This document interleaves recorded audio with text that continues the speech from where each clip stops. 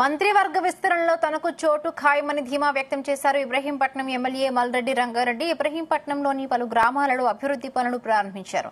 10 ఏళ్లలో తెలంగాణలో ముఖ్యంగా ఇబ్రహీంపట్నంలో టీఆర్ఎస్ ప్రభుత్వం ప్రజలను పట్టించుకోలేదన్నారు. ముఖ్యమంత్రి రేవంత్ రెడ్డి నాయకత్వంలో కాంగ్రెస్ ప్రభుత్వం ప్రజాపాలన కార్యక్రమం ద్వారా గ్రామాలలో మౌలిక సదుపాయాలను పరిష్కరిస్తోందని రంగారెడ్డి తెలిపారు. అర్హులైన పేదలకు ఇళ్ల స్థలాలు, రేషన్ కార్డులు త్వరలోనే అందిస్తామన్నారు. మీరు అప్లికేషన్లు ఎన్ని పెట్టుకున్నారో మీకు పంపించినాం కదా. ఎన్ని అప్లికేషన్లు ఉన్నాయి, ఎంతమంది దరఖాస్తు చేసి పెంచినకు చెప్పమ్మా. చాలా మంది అంటే అది నోటుకు వచ్చినట్టు చెప్తే అవుతుందా?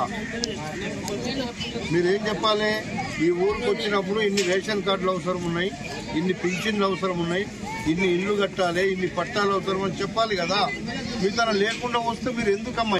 గ్రామాలలో ఉండేటువంటి సమస్యలు మేము ఎప్పుడైతే ఎన్నికలకు ముందు ప్రజాపాలన మేము చెప్పినటువంటి అన్ని పథకాలు అమలయ్యే విధంగా మేము ఇప్పటికే చెప్పినాం.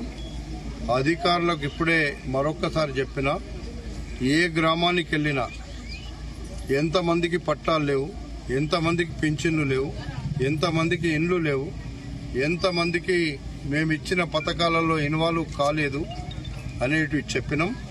అవి నేను ఒక 15 రోజుల్లో అన్ని గ్రామాల్లో మొత్తం గ్రామాల వైజ్గా తీసుకొని రివ్యూ చేసి అన్ని పనులు మొదలుపెట్టే కార్యక్రమం నేను చేస్తా.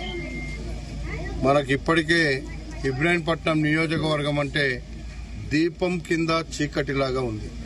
హైదరాబాద్ నగరానికి కూతపెట్టు దూరంలో ఉంది. కానీ పేదరికం, ఇలాంటి పెంకుటిల్లు ఇంకా ఎక్కడ చూసినా ఉన్నాయి. అందుకే మేము అన్నాం, వాళ్ళు ఎవరైతే పెంకుటిళ్లలో ఉన్నారో మొట్టమొదటిగా వాళ్ళకి అదే జాగాలో ఎస్సీలు అయితే 6 లక్షలు, బీసీలు అయితే 5 లక్షలు ఇస్తాం, మీరు అవిటిని కట్టుకోండి మీ జాగాలలో అని చెప్తున్నాం. జాగా లేకపోతే పట్టా ఇచ్చి ఇల్లు కట్టుకోమంటున్నాం.